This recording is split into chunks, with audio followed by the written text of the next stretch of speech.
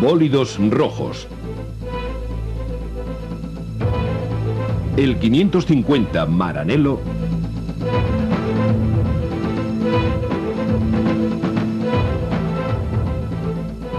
y el 456 GT automático.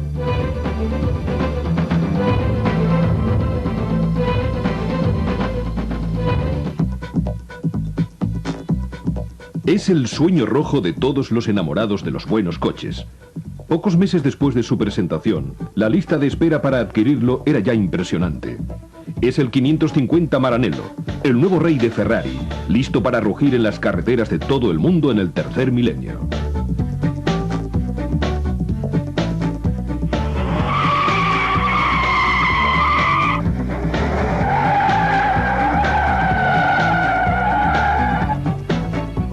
Fue presentado el 20 de julio de 1996 en el circuito alemán de Nürburgring, donde los Ferrari Sport y Ferrari Fórmula 1 han logrado notables éxitos en el pasado y del que estamos viendo imágenes tomadas desde un 550 Maranello.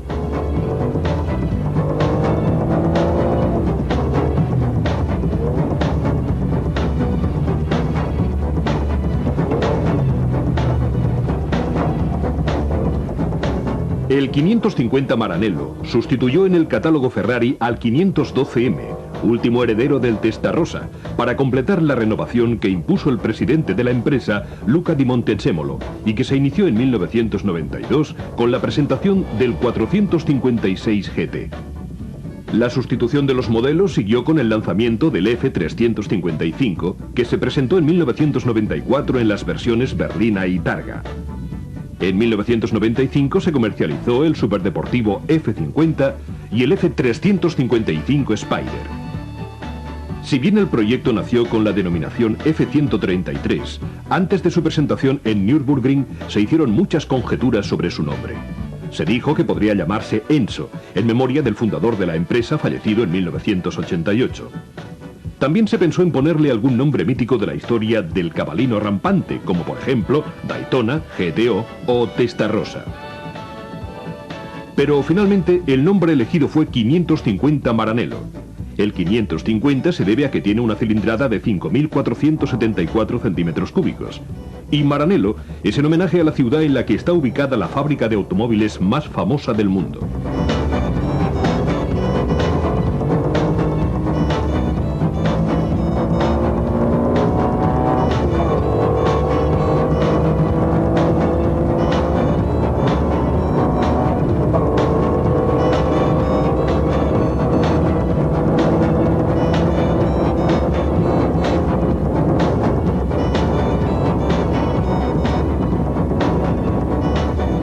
Mientras admiramos el aspecto agresivo de esta berlina de dos plazas, tratemos de entender por qué los técnicos de Ferrari, que lo diseñaron en colaboración con Pininfarina, eligieron la configuración motor delantero y tracción trasera.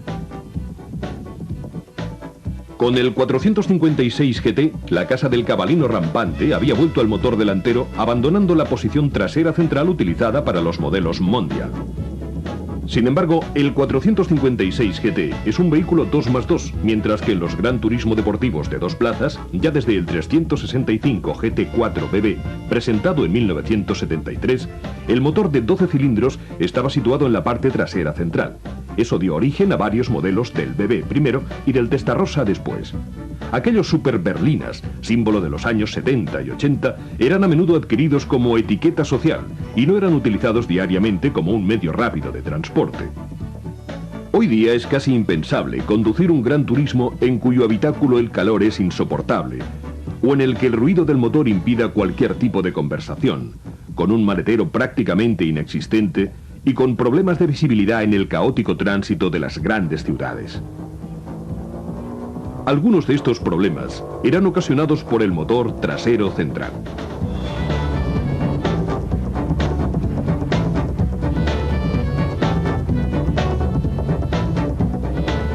En el caso del 550 Maranello, sin embargo, habría que utilizar el título de una famosa película y hablar de un regreso al futuro, es decir, de un coche pensado de cara al 2000, capaz de ofrecer al mismo tiempo sensaciones deportivas y confort.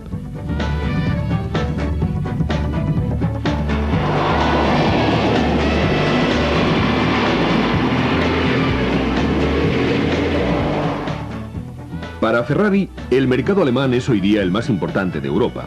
Para la presentación oficial del nuevo modelo, no fue casual que se eligiera el antiguo y sinuoso circuito de Nürburgring, el más largo del mundo, con 21 kilómetros de cuerda. Para la ocasión de gala se contó con la presencia de los excampeones del mundo de Fórmula 1, Lauda y Scheckter, y los actuales pilotos de Maranello, Schumacher e Irvine. Examinemos ahora las características estéticas del 550 Maranello, que en ciertos aspectos recuerda automóviles del cabalino rampante de otras épocas. Las tomas de aire sobre los laterales se parecen a las que se utilizaron en el GTO y más tarde en el 275 GTB. La amplia toma de aire central sobre el capó nos hace pensar en otros Gran Turismo de Maranello y una vez más en el GTO. Los faros a la vista, no retráctiles, son una novedad y están integrados en la carrocería. La parte delantera, sobre la que hay dos cabalinos rampantes, se caracteriza también por la parrilla que cubre el radiador de agua y por los faros antinieblas situados a los lados. Un pequeño spoiler en la parte inferior cierra el frontal con dos toberas ovales para la refrigeración de los frenos.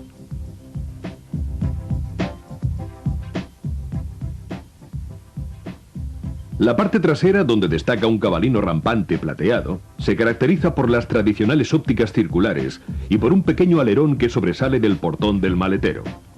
Este pequeño spoiler rompe la parte trasera, que siendo parecida a la del 456 GT, al mismo tiempo recuerda a otros Ferrari del pasado, como el mítico Daytona.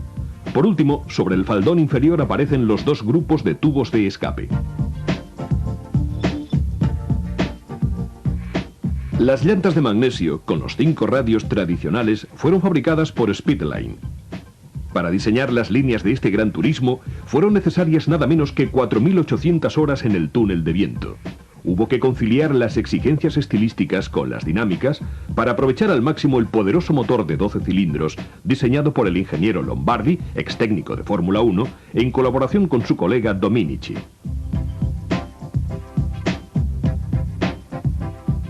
Y este es el corazón del último bólido rojo de Maranello. Rompiendo con la tradición del motor 12 cilindros boxer, es decir, con cilindros contrapuestos, montados sobre la serie del BB y del Testarossa, el motor del 550 Maranello se presenta con los 12 cilindros en V a 65 grados.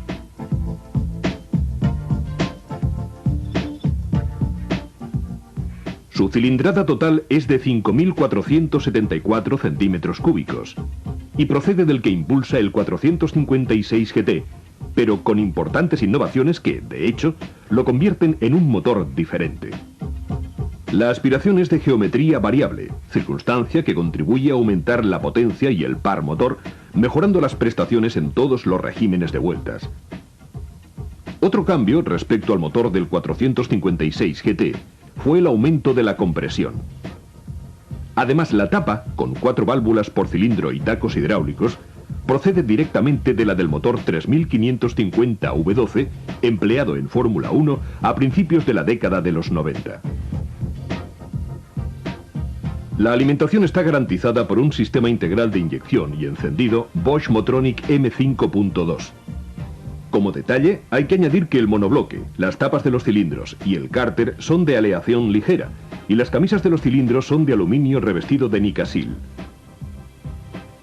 El cigüeñal se apoya sobre 7 soportes de bancada con cojinetes antirrozamiento. Las bielas son de aleación de titanio y los pistones tienen una cabeza de forma especial para aumentar el rendimiento de la cámara de combustión. Todo ello se traduce en una potencia máxima de 485 caballos a 7.000 revoluciones por minuto y un par motor máximo de 58 kilogramos a 5.000 revoluciones por minuto.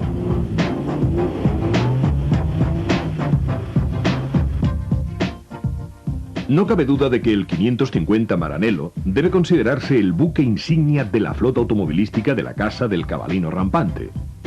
Mientras que el F50 es un auténtico Fórmula 1 con paso de ruedas y reservado a unos pocos afortunados, en el caso del 550 Maranello puede hablarse de un Gran Turismo para uso diario. Un Ferrari del cual se producen más de 700 unidades al año y que apunta a los mercados mundiales en las puertas del 2000. Para este vehículo el coeficiente de aerodinámica, llamado CX, es de 0,33. Al buscar la mejor forma aerodinámica, los técnicos trataron de mantener invariable la carga vertical sobre las ruedas, independientemente de las condiciones de adherencia, y de conseguir una buena respuesta a las ráfagas de viento lateral. Este objetivo se logró gracias a la gran rigidez del conjunto que forman el chasis tubular de acero y la carrocería de aleación ligera de aluminio, soldada al chasis mediante un material especial llamado Feran.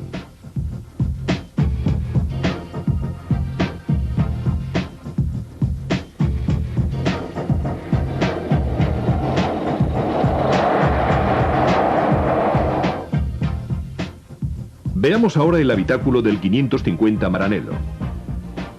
El acceso resulta cómodo y no precisa de las contorsiones típicas que requieren otros automóviles deportivos con motor trasero. En la parte central del cuadro de mando se encuentran los botones de regulación de los espejos retrovisores, los del encendido de los faros antiniebla y los de las luces de emergencia. En la parte superior del salpicadero están el reloj y los indicadores de la temperatura del aceite y del nivel de carburante. Todos los instrumentos, incluyendo los del salpicadero, son de características semejantes. Los mandos de servicio están situados muy visibles y de cómodo acceso en la columna central del salpicadero, bajo las oberturas de ventilación del aire acondicionado.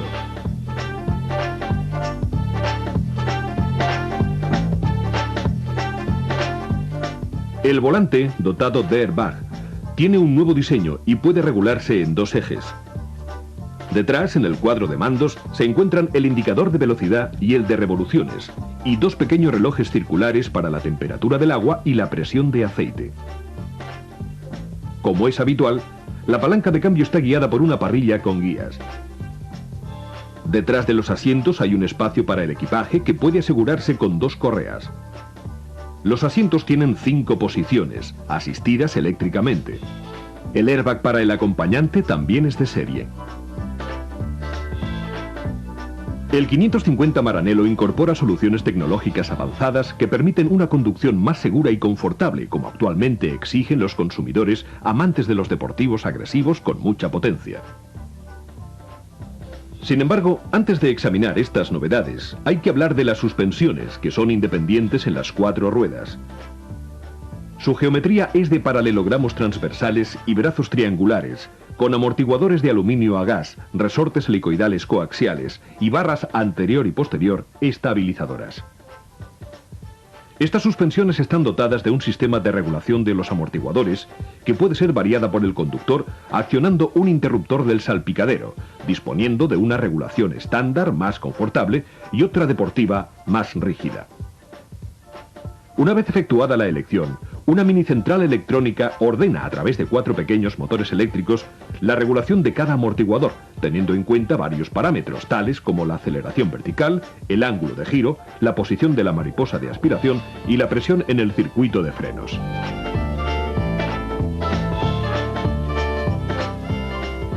Otra importante innovación se encuentra en la parte trasera del automóvil, certeramente llamada por los técnicos la sexta cara del 550. Aprovechando la experiencia adquirida en la Fórmula 1, la base está carenada, dejando apenas unas pequeñas oberturas para la salida del aire caliente de los 12 cilindros. El objetivo era eliminar el flujo de aire y el efecto llamado tubo aerodinámico Venturi, que se crea por debajo del coche y que tiende a levantar la parte frontal de un vehículo a alta velocidad. El carenado del fondo y el uso de un eje delantero más ancho contribuyen a mantener estable el coche, incluso en las curvas más rápidas.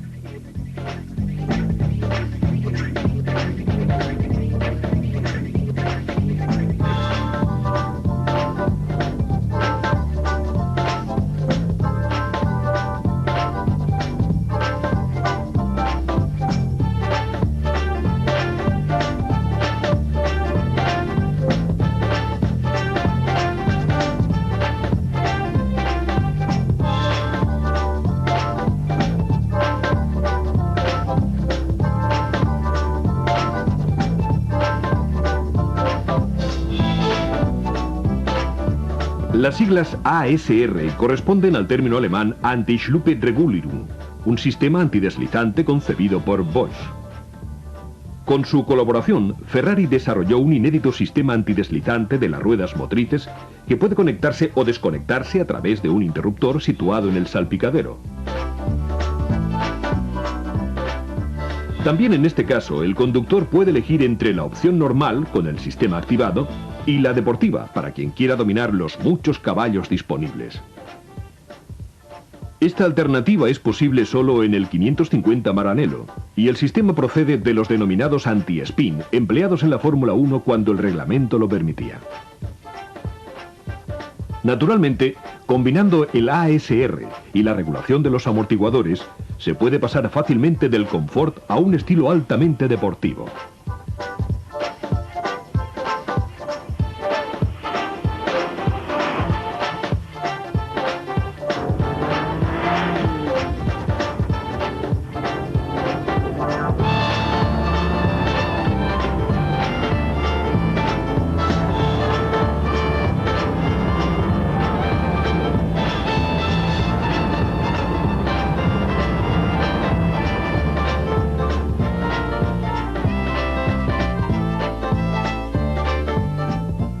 El maletero es bastante grande y como extra opcional se ofrece un juego de maletas que se adapta perfectamente. También hay espacio para una pequeña pero completísima caja de herramientas.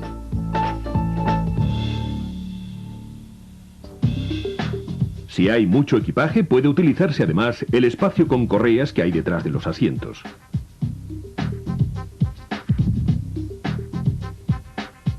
En cuanto a las prestaciones, el 550 Maranello alcanza una velocidad máxima de 320 km por hora.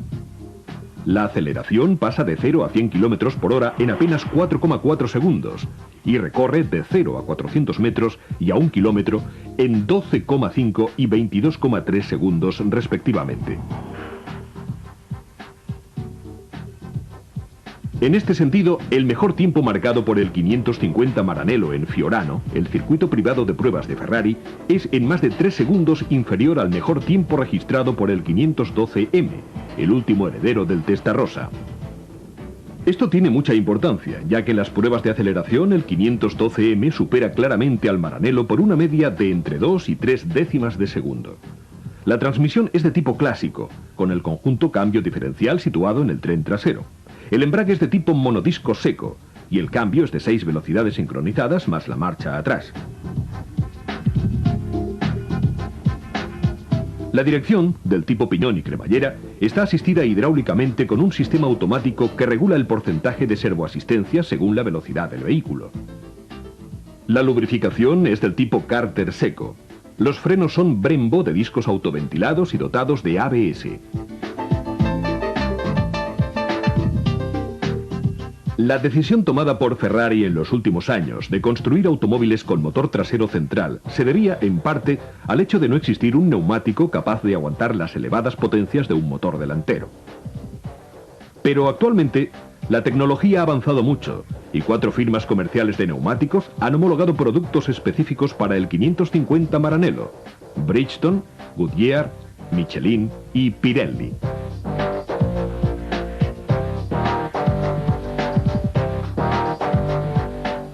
La nueva imagen emprendida por Ferrari se observa también en la amplia gama de colores, tanto de la carrocería como de los interiores. Existen 18 opciones para la carrocería y 12 para los elegantes habitáculos.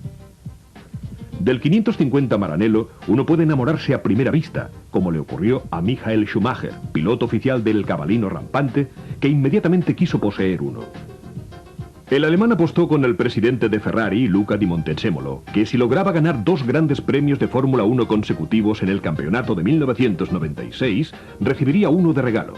Después de los espléndidos triunfos en Spa y Monza, Montezemolo no tuvo más remedio que cumplir con su palabra.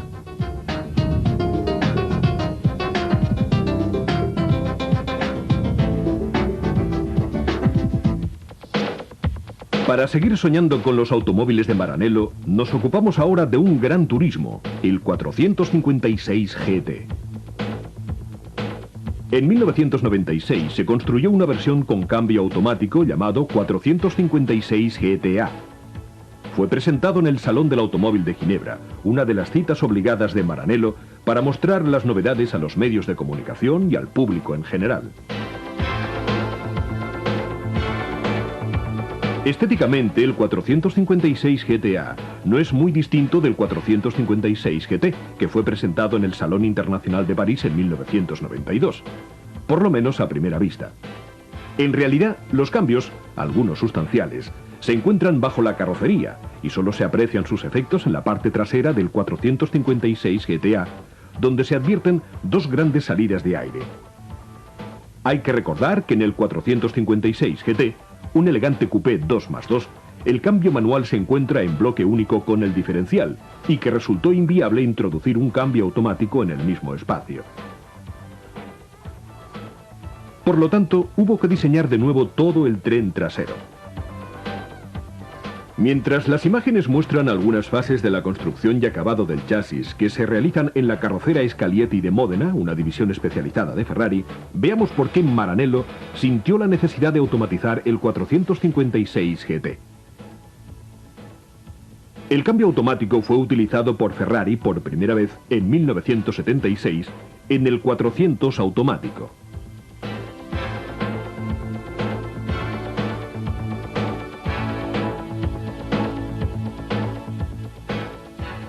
A Enzo Ferrari no le gustaban los modelos con cambios automáticos.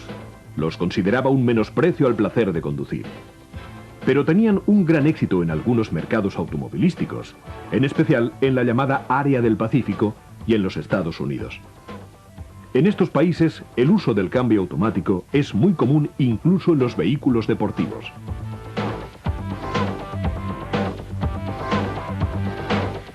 A mediados de los años 80, la casa de Maranello vendía apenas un 5% de su producción en el área del Pacífico, mientras que actualmente esa cuota ha alcanzado el 20%.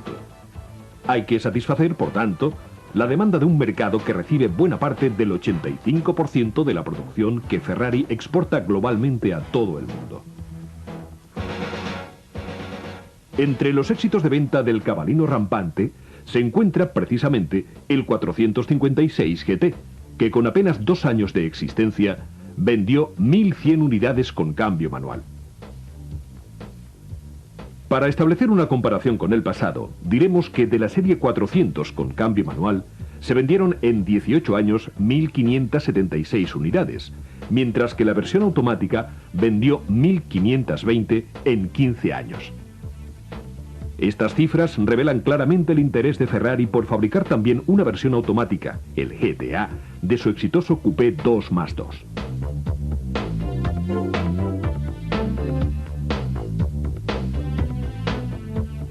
Por falta de experiencia propia en cambios automáticos, Ferrari consultó a unos especialistas ingleses, proveedores de este tipo de cambios a muchas industrias del automóvil, con el fin de poder elegir un cambio apto para el 456 GT.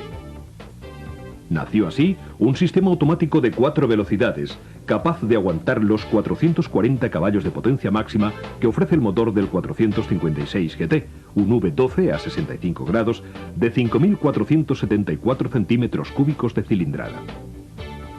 En cuanto a prestaciones, el uso del cambio automático no afectó demasiado al rendimiento del automóvil respecto a la versión con cambio manual. Por ejemplo, la velocidad máxima del 456 GT-A es de 298 km por hora, apenas 2 km menos que el modelo con cambio manual. En cuanto a la aceleración, la diferencia no superaba las 2 décimas de segundo.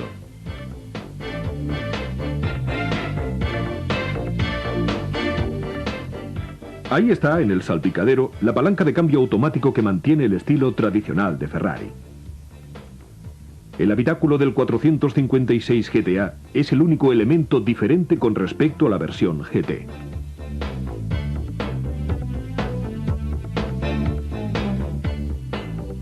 El doble airbag para conductor y acompañante también es de serie en el GT-A. El cambio desarrollado por Ferrari es, como ya hemos dicho, de 4 velocidades y está equipado con un conversor de par motor y bloqueo sobre la tercera y cuarta marchas. El control lo realiza una mini central electrónica inteligente que puede, en pocos segundos, memorizar el estilo de conducción del piloto que conduce en ese momento y regular de forma perfecta la sucesión de cambios hacia arriba y hacia abajo. Las posiciones de selección de la palanca son las típicas de los cambios automáticos. Parking, marcha atrás, punto muerto, drive, tercera, segunda y primera. Para concluir hay que añadir que, poniendo la tercera velocidad en lugar de drive, se obliga al cambio a no pasar a una relación más larga, hecho que permite saborear la naturaleza deportiva de este coupé que, incluso con cambio automático, tiene un corazón deportivo de muchos caballos, un auténtico corazón Ferrari.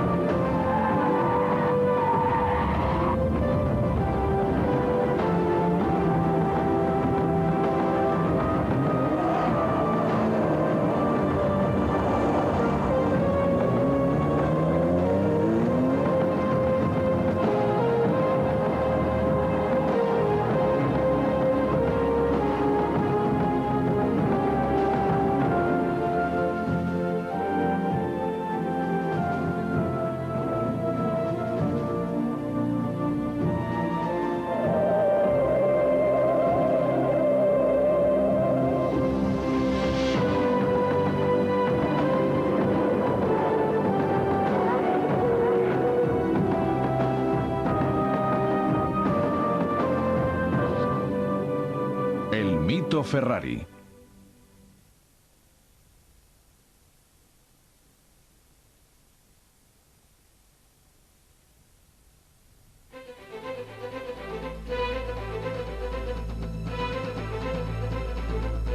Bólidos rojos. El 166 Interberlinetta Vignale. El 212 Export.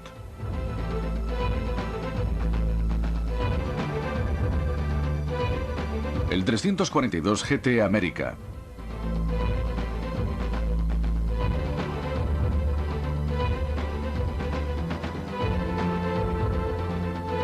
Y el 365 GT 2+2.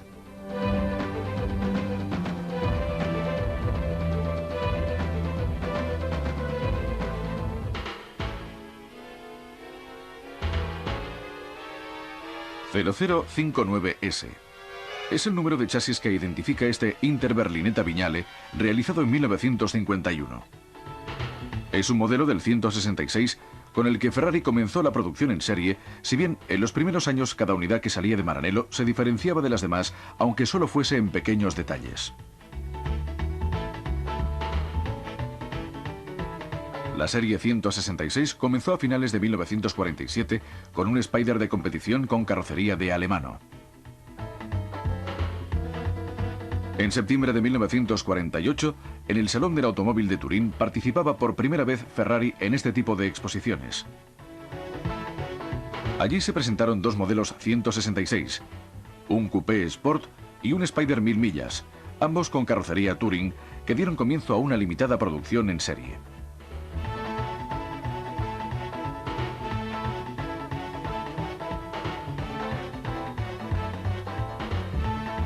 Esta berlina Vignale tiene un motor de 12 cilindros en V a 60 grados y de 1995 centímetros cúbicos. Eso equivale a una cilindrada unitaria de 166 centímetros cúbicos, que es lo que da nombre al coche.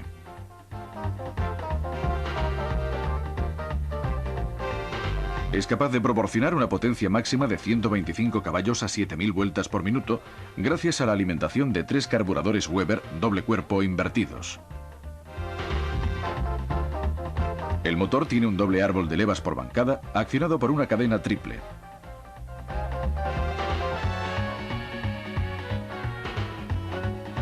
La potencia de 90 caballos en la primera serie subió hasta los 110 en la segunda. De esto se deduce que el motor que vemos en las imágenes era de la misma generación que los que equipaban en 1949 los 166.000 millas, un automóvil de competición.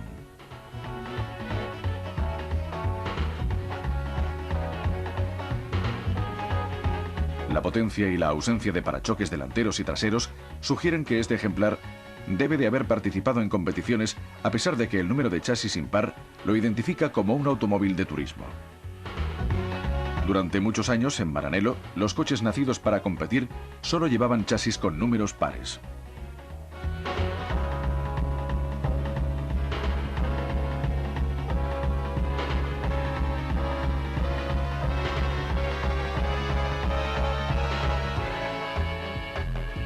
Con las imágenes del habitáculo de este 166 Inter Berlinetta, que también revela su carácter de coche de carreras, conviene recordar que para Enzo Ferrari, por lo menos en la primera década de vida de su empresa, lo principal era crear un buen motor y un chasis capaz de llevarlo. En cambio, cada cliente tenía que dirigirse a un carrocero para vestir la unidad adquirida. En la serie 166 intervinieron carroceros como Touring, Alemano, Farina, Ghia, Zagato, Bertone y Vignale. Vignale, con su diseñador Giovanni Michelotti, entre 1950 y 1951 preparó las carrocerías de 866 Inter Berlinetta y de un coupé Gran Sport 166.000 millas.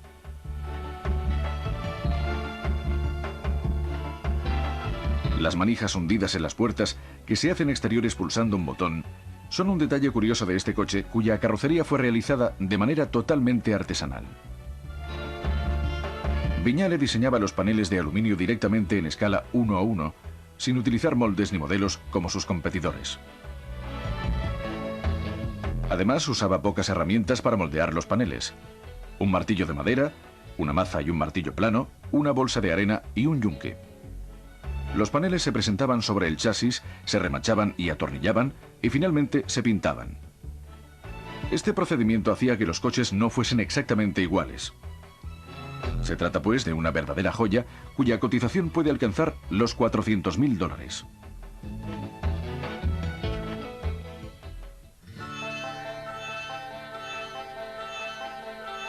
El peso es el enemigo, la resistencia del aire el obstáculo. Ese era el lema de la carrocería Touring superligera, que colaboró mucho con Ferrari hasta mediados de los años 50 y realizó el 212 Export Berlinetta que estamos viendo en las imágenes. El 212 Export, también carrozado por otros diseñadores, es la versión competición del 212 Inter, que curiosamente apareció antes que su hermano en el Salón Internacional del Automóvil de París de octubre de 1950. El año siguiente, este coche, que también podía utilizarse en carretera, tuvo una increíble serie de éxitos deportivos. Ganó la Vuelta de Sicilia, la Copa Intereuropa, la Copa Toscana y clasificó 3 unidades en los primeros puestos del Tour de France, carrera con etapas en ruta y otras en circuito.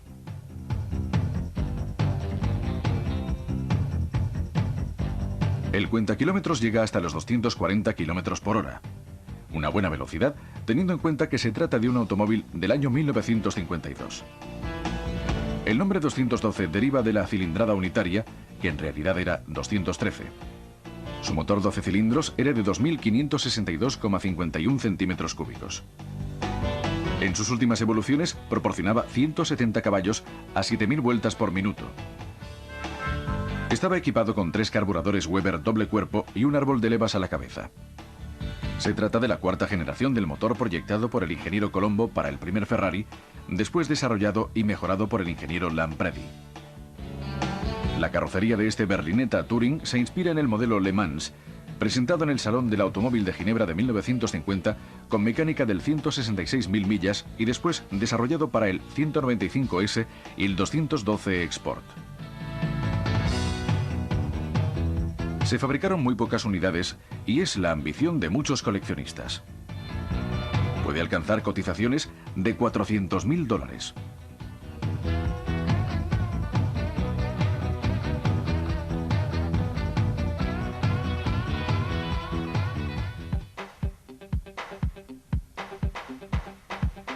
Un Ferrari es siempre un Ferrari.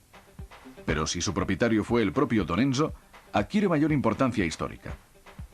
El gran hombre de Maranello, fallecido en 1988, condujo durante algunos meses este 342 América, un coupé con carrocería Pininfarina. Solo se fabricaron 6 unidades de la serie 342. De ellas, Pininfarina realizó 3 coupés y un cabriolet, y Viñale carrozó, con el número de chasis más antiguo, otro cabriolet. El 342 América deriva del 340 América, realizado entre 1951 y 1952 en apenas 22 unidades, que incluyen las destinadas a las competiciones. El 340 América, con un paso de 2.420 milímetros, llevaba un motor de 4.102 centímetros cúbicos. La cifra 340 de su nombre se refería a la cilindrada unitaria de cada uno de sus 12 cilindros. El 342 tenía el mismo motor pero con distinta caja de cambio, y el chasis tenía una mayor distancia entre ejes, que en este caso era de 2.650 milímetros.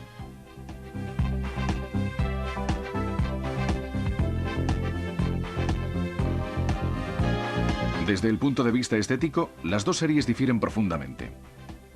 El 340 tiene un aspecto deportivo y agresivo, mientras que el 342 es un automóvil de línea más suave, un coche de lujo. Claro que también hubo modificaciones en el motor, que disponía de casi 20 caballos menos que el modelo 340.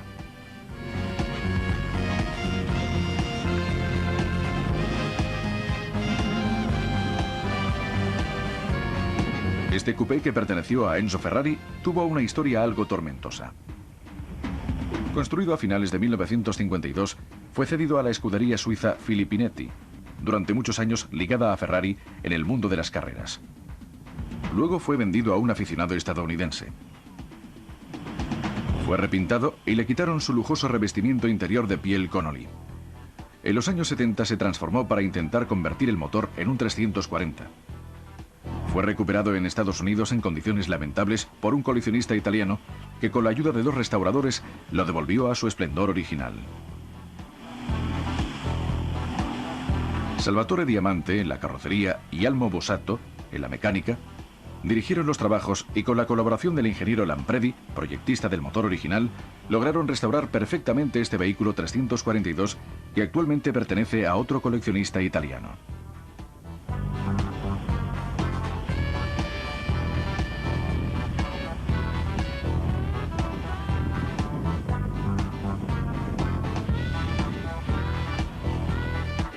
De aspecto imponente y al mismo tiempo elegante, el 342 América presenta soluciones de vanguardia, como la consola entre los asientos y el maletero, que permitía el transporte de esquís o de cualquier tipo de equipaje alargado.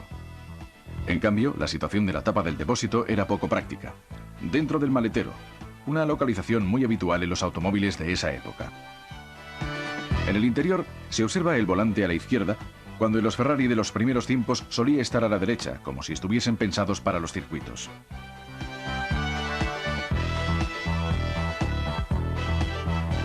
Aunque no faltan detalles de elegancia como la cubierta de piel Connolly de la palanca de cambio, el tablero pintado demuestra el carácter deportivo del 342 América, que además llevaba numeración par en los chasis de las 6 unidades fabricadas.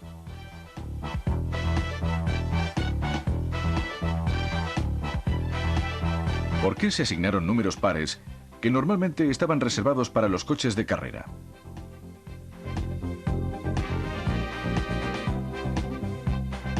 ¿Por qué el cabriolet Pininfarina destinado al rey Leopoldo de Bélgica también tuvo un número de chasis par?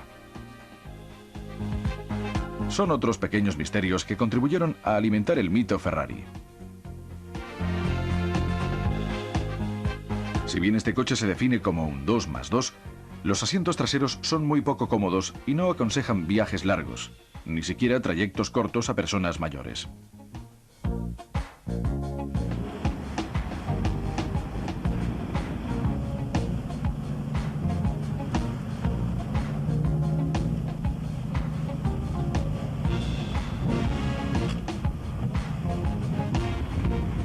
Las suspensiones delanteras son independientes, con ballesta transversal, mientras que atrás hay un puente rígido con ballestas longitudinales semielípticas. Los amortiguadores son hidráulicos. La tracción es trasera, los frenos son tambores y la dirección a tornillo sin fin. La velocidad máxima del 342 América variaba, según las relaciones de la caja de cambio, entre los 190 y los 210 km por hora.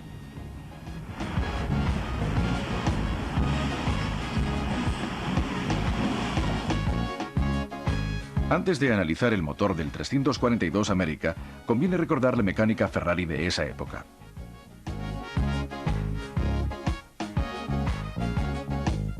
Cuando en 1947 comenzó la historia de Ferrari, el ingeniero Colombo había proyectado un motor 12 cilindros de 1,5 litros porque el Drake quería un propulsor que sirviera para la Fórmula 1. En aquella época se podía correr con motores aspirados de hasta 4.500 centímetros cúbicos o sobrealimentados de hasta 1.500.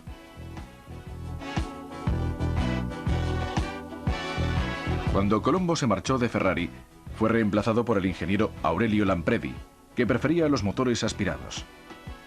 Diseñó un 12 cilindros de bloque largo con el que se podían obtener grandes cilindradas.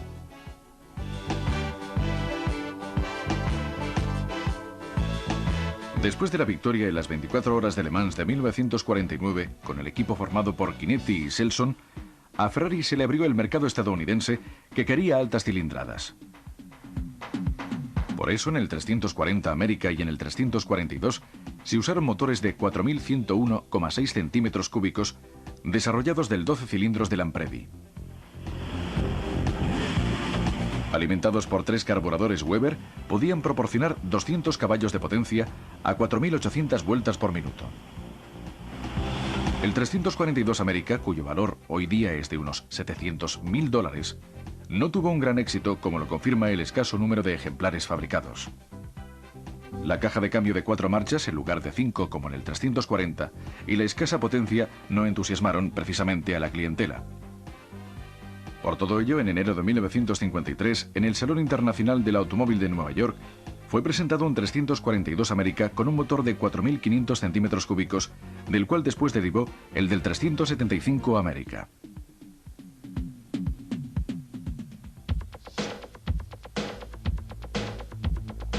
Cuando se presentó en el Salón Internacional del Automóvil de París, su precio de catálogo era de 8 millones de liras italianas. Claro que eran liras del año 1967. Se trataba del 365 GT 2+2. En ese momento el mercado de los Gran Turismo 2 puertas y de 4 asientos era uno de los más rentables para la casa de Maranello.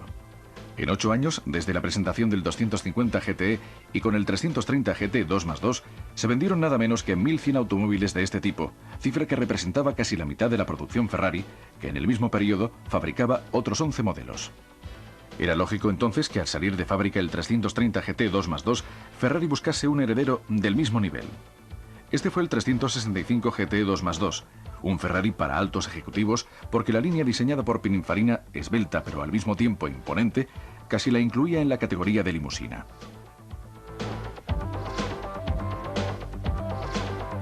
Ya en el Salón del Automóvil de Bruselas de 1966, Pininfarina había presentado una versión especial del 330 GTC destinada a una princesa belga, con una línea muy parecida a la del 364 GT 2+2 de estas imágenes.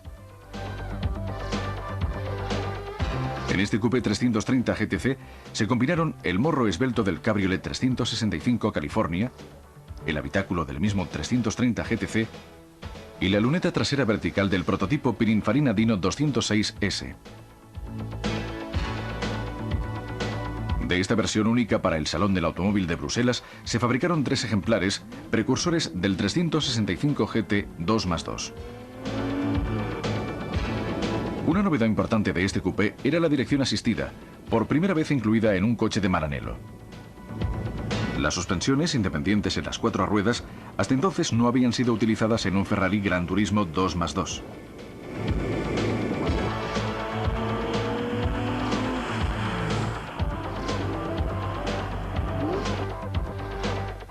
Las suspensiones traseras tenían un novedoso sistema neumático autonivelador que corregía las variaciones de carga provocadas por los pasajeros de los asientos traseros.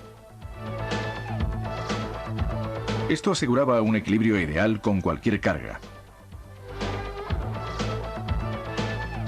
Este sistema, estudiado largamente por Ferrari y por CONI, fue incluido por primera vez en un automóvil de grandes prestaciones.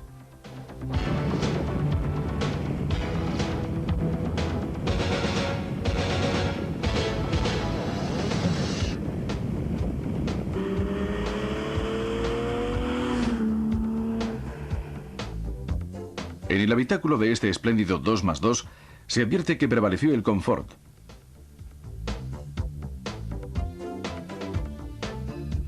El aire acondicionado era de serie, con difusores también para los asientos traseros. Poco después de su entrada en el mercado, la revista estadounidense especializada Road and Track lo definió como el rey de los Ferrari, destacando sus grandes dimensiones y también el acabado de su habitáculo.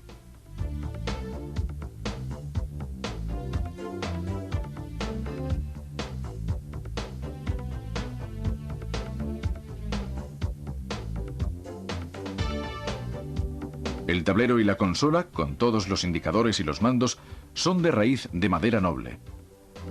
Un indicador de letras luminosas informa qué sistemas están encendidos o activados. Asientos y puertas están tapizados en piel y el suelo se halla alfombrado. Estéticamente se parece al modelo 500 Superfast. En los lados muestra una amplia superficie de cristal con una gran luneta trasera. Como en cualquier berlina de lujo que se precie, el maletero es amplio. El capó trasero y la luneta están situados casi en un mismo plano.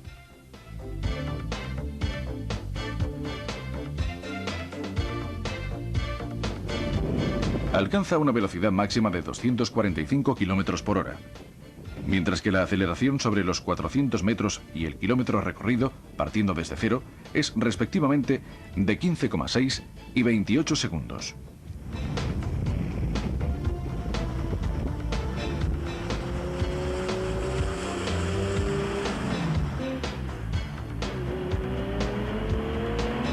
Entre 1967 y principios de 1971, periodo en el que fue fabricado, salieron de Maranello 800 unidades, que representaron más del 50% de la producción total de la Casa del Cabalino Rampante.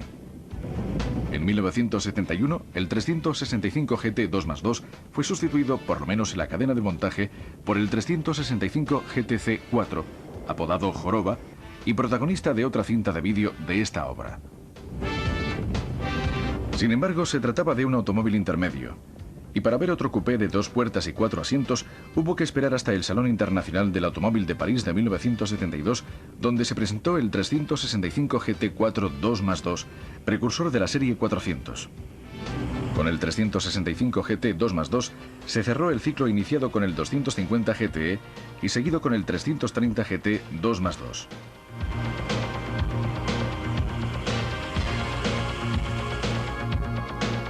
El motor que impulsa este 365 GT 2+2 es un 12 cilindros en V a 60 grados de 4.390,35 centímetros cúbicos con una cilindrada unitaria de 365, que da el nombre al vehículo.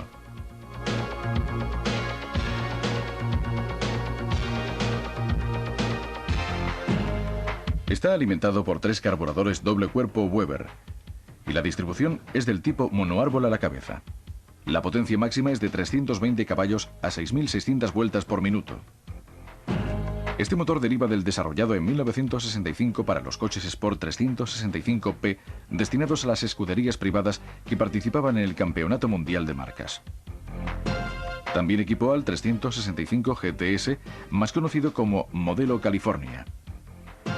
La caja de cambio es de 5 velocidades y marcha atrás. Los frenos son a disco y el embrague es del tipo monodisco a seco.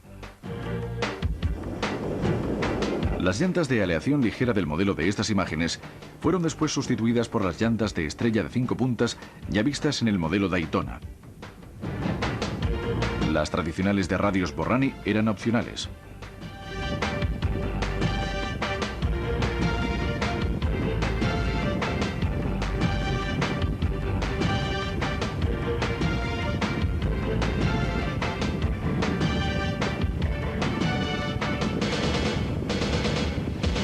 El motor de este coupé forma un único bloque con la caja de cambio y el embrague. El árbol de transmisión discurre a través de un tubo que une de manera rígida el grupo motor-caja por un lado y el puente trasero con diferencial autobloqueante por el otro. El conjunto rígido así formado está fijado con 4 soportes de goma, 2 en el bloque motor y los otros en el puente trasero.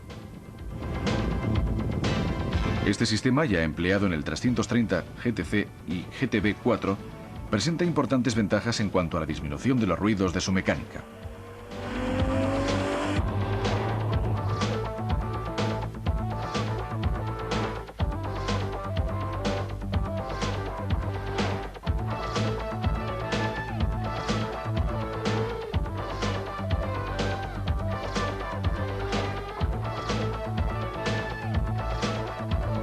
Debido al número de unidades fabricadas, los 365 GT 2+2 no alcanzan grandes cotizaciones en el mercado de los coleccionistas y pueden adquirirse por solo unos $65.000.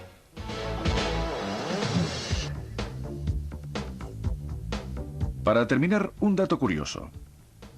En 1969, un 365 GT 2+2 fue utilizado por el comisario deportivo de las 24 horas de Le Mans, un coche de clase para una carrera que Ferrari ganó en 9 ocasiones y que ya forma parte del mito.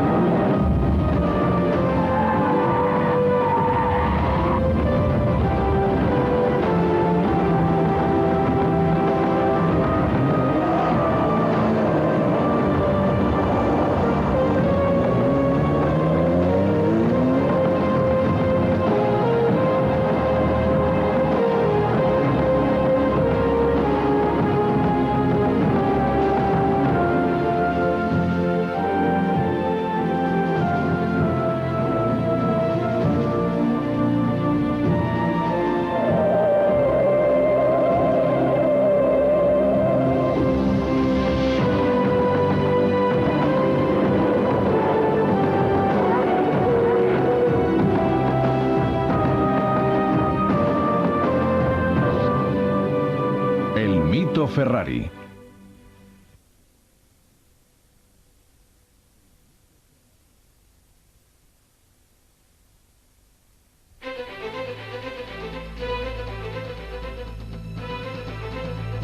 Bólidos rojos. El 212 Inter.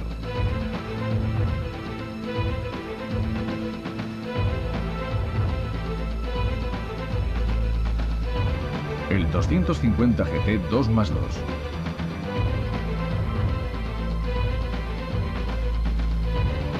Y el 330 GT 2+2.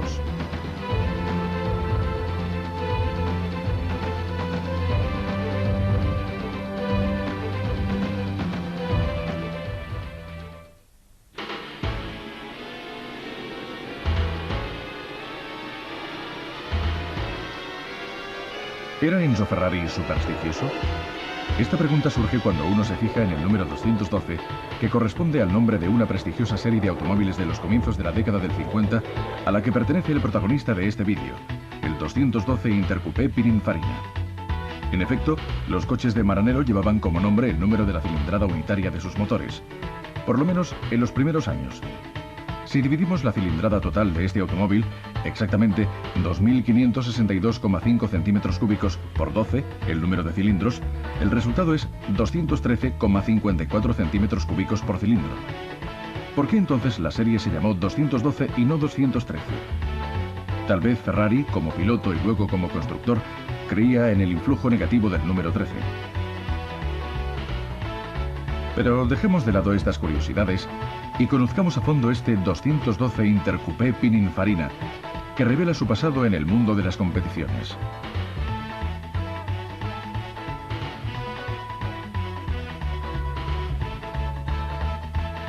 Este coche de 1953, hoy celosamente conservado por un coleccionista italiano, perteneció originariamente a Luigi Chinetti, patrón de la NART, North America Racing Team, una de las escuderías que contribuyó a hacer famoso en todo el mundo al cabalino rampante.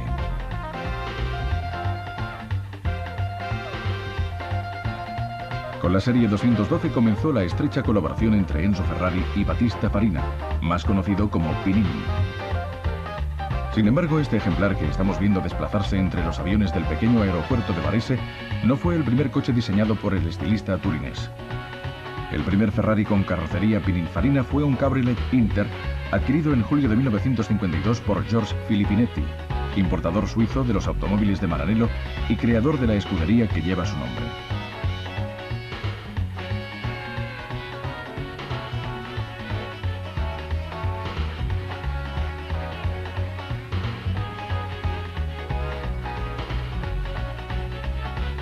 Volviendo al coupé protagonista del vídeo, su habitáculo, sin duda elegante, es al mismo tiempo austero, como corresponde a un verdadero vehículo deportivo. La consola está barnizada y los indicadores, dos grandes relojes analógicos circulares, son los imprescindibles. El volante, de madera, es de 3 radios. Los asientos son de piel como corresponden a un Gran Turismo. El capó delantero oculta el motor de 12 cilindros que puede definirse de cuarta generación con respecto al proyectado por Gioacchino Colombo en 1947 para el primer Ferrari. Inicialmente los motores de los 212 Inter estaban equipados con un único carburador y la potencia era de unos 150 caballos. En cambio, en los últimos ejemplares de la serie se usaron 3 carburadores doble cuerpo Weber y la potencia subió a 170 caballos o, en el caso de las unidades destinadas a la competición, hasta los 180 caballos a 6.500 vueltas por minuto.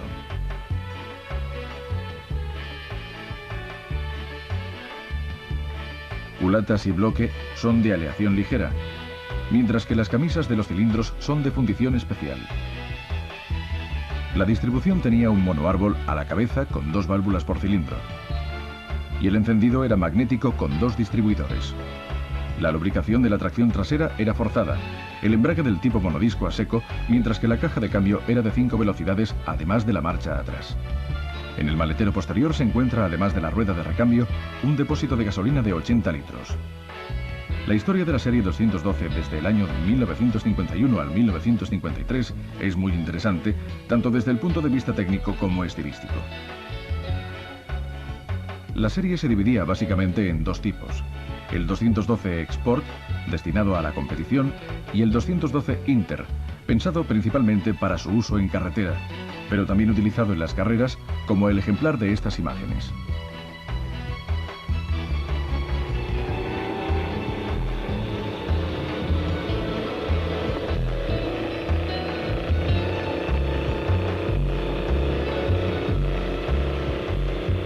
Tanto el 212 Export, con paso corto de 2.250 milímetros, como el 212 Inter, con un paso más largo, de 2.600 milímetros, se presentaron en los salones del automóvil de Ginebra, Turín y París de 1951.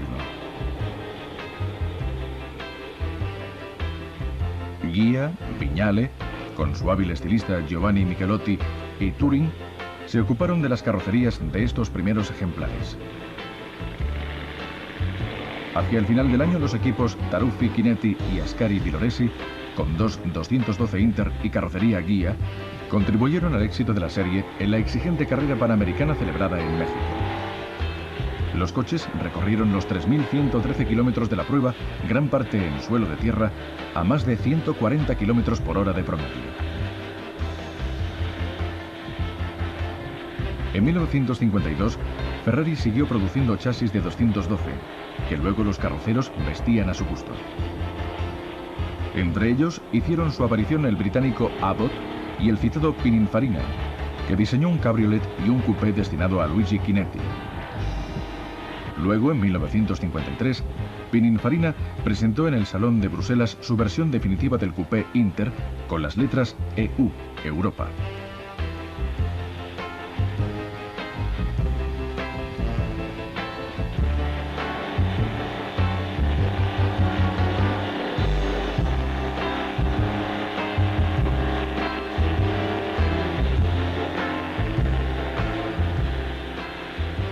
La fabricación del 212, capaz de alcanzar una velocidad máxima de 200 km por hora, se cerró a finales de 1953. En total, entre las varias versiones, se construyeron unos 80 ejemplares, entre ellos 16 unidades del coupé Pininfarina.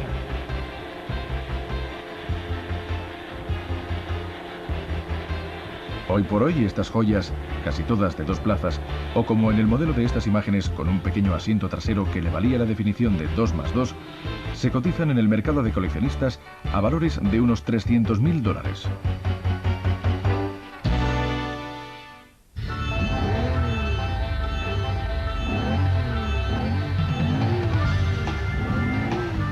Un rugido inconfundible, el del 12 cilindros Ferrari. Sin embargo, el protagonista de la segunda parte del vídeo es un vehículo distinto de los clásicos Gran Turismo de Maranello. Fue el primer Ferrari capaz de llevar 4 personas. El 250 GT 2+2, más conocido como 250 GTE, donde la E significa enlarge, es decir, alargado. También algún coupé de la serie 212, como el que acabamos de ver, tenía un pequeño asiento trasero y por ello merecía el nombre de 2+2. Pero se trataba de un asiento donde, a lo sumo, podía sentarse un adulto en posición transversal o un niño.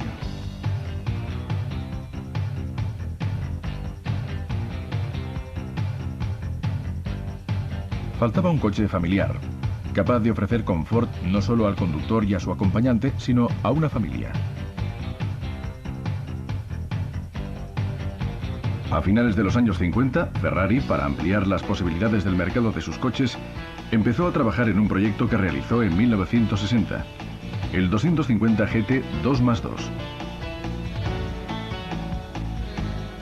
Contrariamente a su costumbre, Ferrari no presentó este vehículo en un salón del automóvil.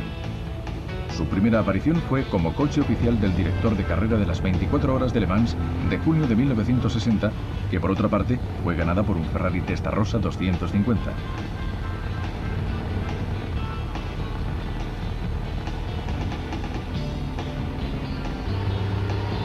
Después de esa primera presencia oficiosa en público, vino la presentación oficial en el Salón Internacional del Automóvil de París del mismo año.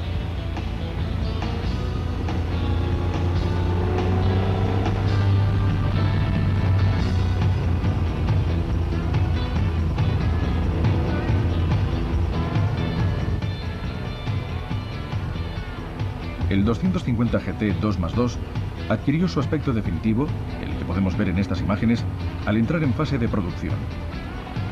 En los guardabarros delanteros hay 2 vistosas tomas de aire que añaden agresividad a la línea.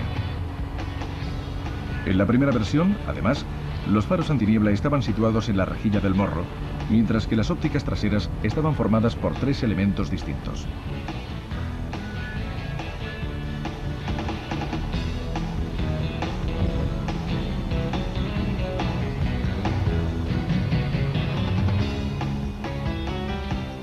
Para realizar el primer 2+2 plazas de la Casa del Caballino Rampante, Ferrari y Pininfarina utilizaron como base el 250 GT Coupé.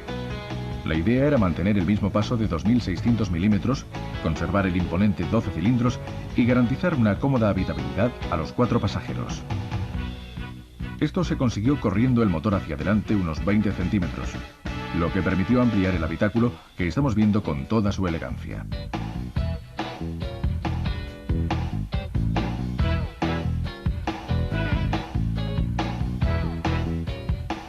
Los asientos delanteros, naturalmente de piel, son abatibles para permitir el acceso a los 2 asientos traseros, formados por un único asiento con un cómodo apoyabrazos central.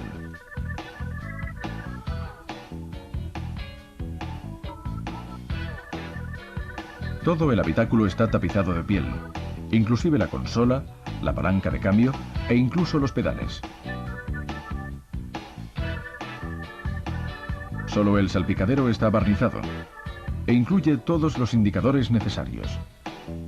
Tratándose de un automóvil pensado para la familia, no debe sorprender el amplio maletero, capaz de alojar mucho equipaje. Un maletero inusual en vehículos Ferrari que normalmente hace 30 años estaban concebidos en clave deportiva y prestaban poca atención al confort.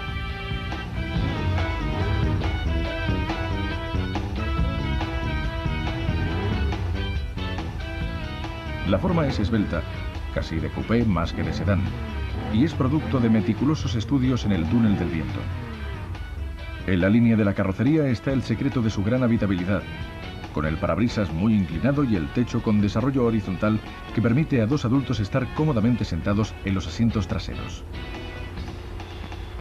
El diseño no cambió a lo largo de los 3 años, de 1961 a 1963, en los que el coche fue fabricado, y solo sufrió pequeñas modificaciones estéticas.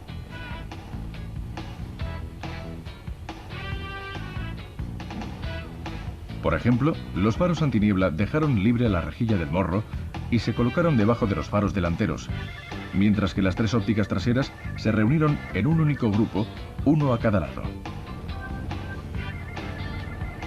El salpicadero fue rediseñado y los faros estaban revestidos por un marco cromado que no aparece en el ejemplar que estamos viendo.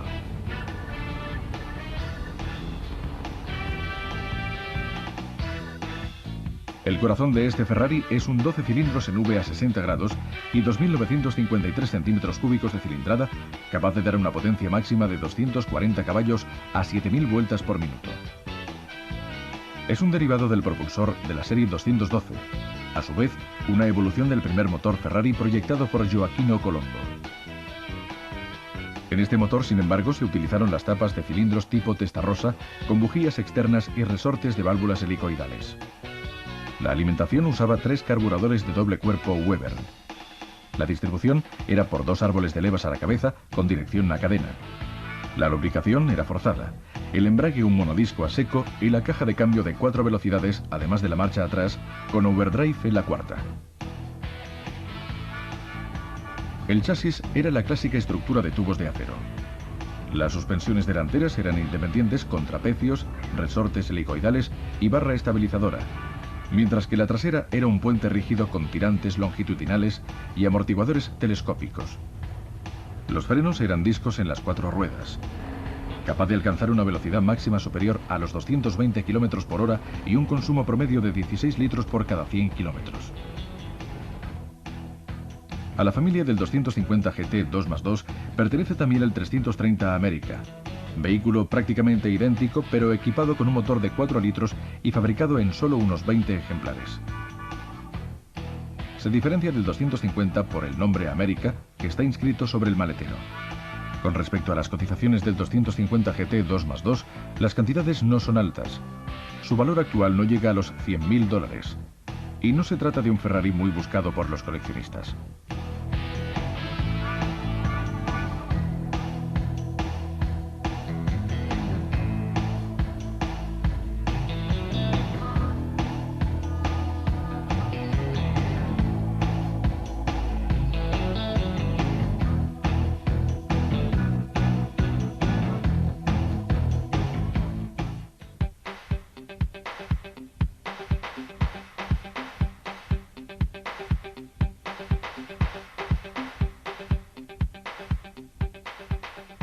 El 11 de enero de 1964, en la conferencia de prensa anual, el propio Enzo Ferrari presentó el 330 GT 2+2, un vehículo de 4 plazas que sustituyó al anterior.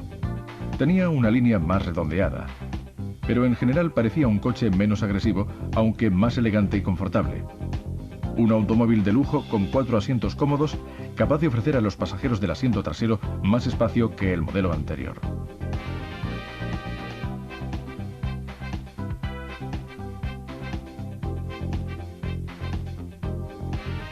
Una vez más, Pininfarina demostró su genio. El modelo de estas imágenes pertenece a la segunda serie, que llegó al mercado en 1966 y que presenta algunas diferencias técnicas y estéticas.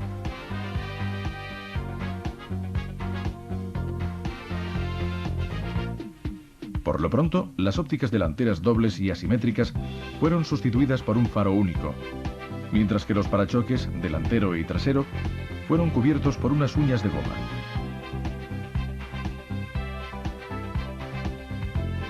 También eran distintas las rejillas laterales destinadas a la salida del aire caliente del motor, similares a las del 330 GTC. Si bien en el coche que estamos viendo en estas imágenes las llantas son de radios, en la segunda versión se montaron las nuevas llantas de aleación ligera, dejando las tradicionales de radios Borrani como forma opcional. Ambas versiones tienen un motor de 4 litros, pero el de la segunda serie está unido en varios puntos al chasis. Además, el overdrive de la cuarta marcha de la primera serie se cambió por una quinta marcha sincronizada.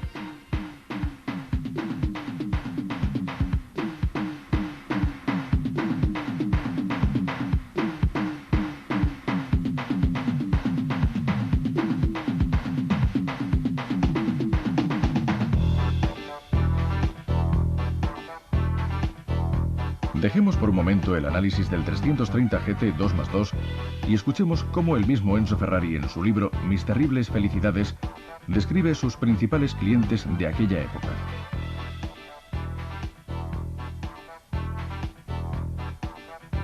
Está el cliente deportivo, el cliente cincuentón y el cliente exhibicionista.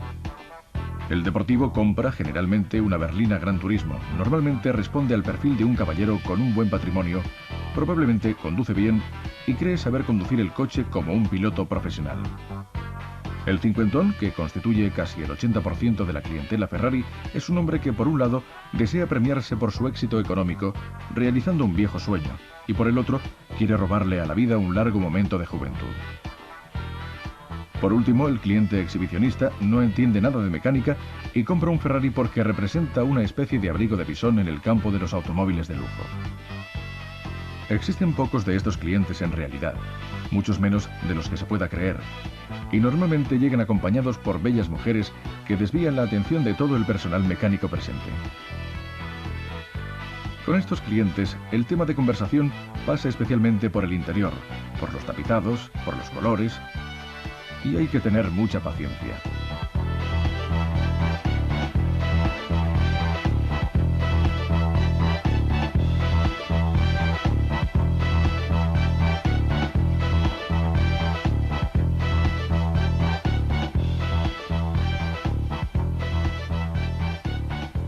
Volviendo al 330 GT 2+2, después de su presentación en la conferencia de prensa, el coche se exhibió en público por primera vez en el Salón del Automóvil de Bruselas de 1964, despertando un interés enorme y logrando captar la atención de los periodistas estadounidenses, tal vez entusiasmados por el look americano del coche. Como es normal en una berlina de lujo, el maletero es muy amplio, como para recordar que se trata de un coche pensado para la familia.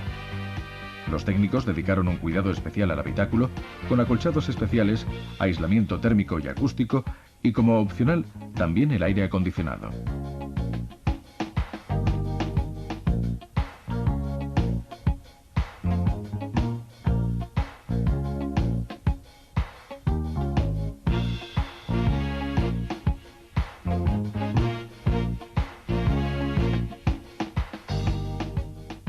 El interior del vehículo muestra una gran elegancia, con abundancia de piel y maderas nobles. Entre los asientos traseros, como en el anterior 250 GT 2+2, se encuentra un cómodo apoyabrazos y los asientos delanteros son abatibles para permitir el acceso a los asientos traseros.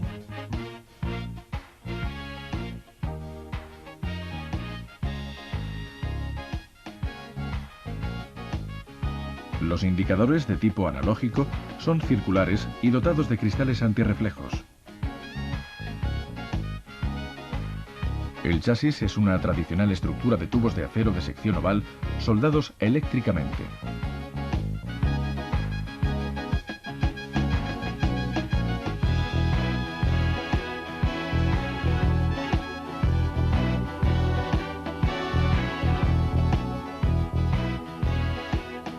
Con respecto a las suspensiones, las delanteras son independientes, con trapecios, resortes helicoidales, barra estabilizadora y amortiguadores hidráulicos con regulación. mientras que las traseras son de puente rígido con elásticos longitudinales, resortes helicoidales y el mismo tipo de amortiguadores. La velocidad máxima llegaba a los 245 km por hora. Con el 250 GT 2+2 y después con este 330 GT 2+2, comenzó en Ferrari la temporada de los Gran Turismo de 4 asientos, que proporcionó unos buenos beneficios gracias a los coches diseñados por el lápiz mágico de Pininfarina. El 330 GT 2+2, tal vez por el gran número de ejemplares fabricados, no es muy buscado en el mercado de los coleccionistas y se puede adquirir fácilmente por un precio alrededor de los $65.000.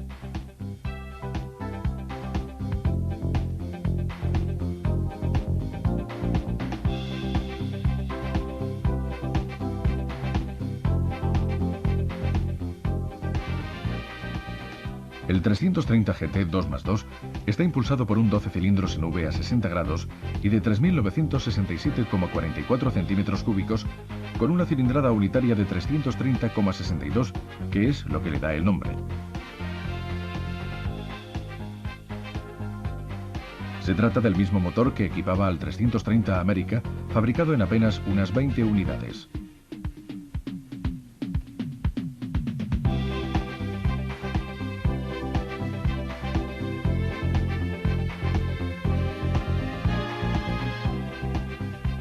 Para su realización se utilizó la experiencia acumulada con los motores de 4 litros montados en el 400 Super América. Es capaz de dar una potencia máxima de 300 caballos a 6.600 vueltas por minuto, alimentado por 3 carburadores invertidos de doble cuerpo Weber. El embrague es un monodisco a seco, mientras que los frenos son a disco con doble circuito y asistencia hidráulica opcional. La producción total del 330 GT 2+2 fue de 1.085 ejemplares, entre los años 1964 y 1967. Cuando se dejó de fabricar, el 330 GT 2+2 encontró un digno heredero en el 365 GT 2+2, coche tecnológicamente muy avanzado, pero en definitiva siempre un Gran Turismo 2+2, como solo Ferrari y Pininfarina sabían y saben crear.